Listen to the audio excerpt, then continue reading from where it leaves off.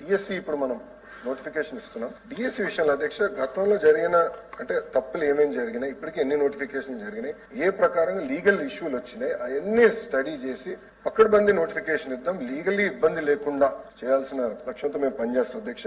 ఈ విశ్వవిద్యాలయాలకు వచ్చే ఇది కోర్టులో ఆల్రెడీ ఇష్యూ ఉంది కనుక అది ఎట్లా రిజాల్వ్ చేయాలో నేను ఏజీ గారితో కూడా మాట్లాడి I take it up personally.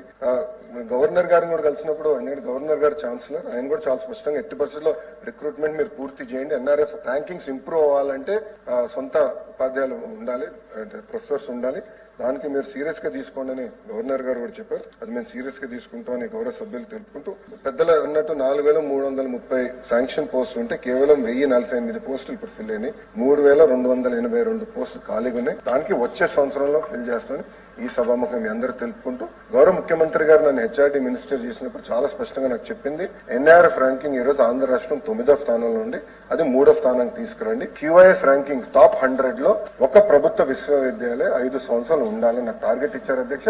అది చేసి చూపిస్తాను.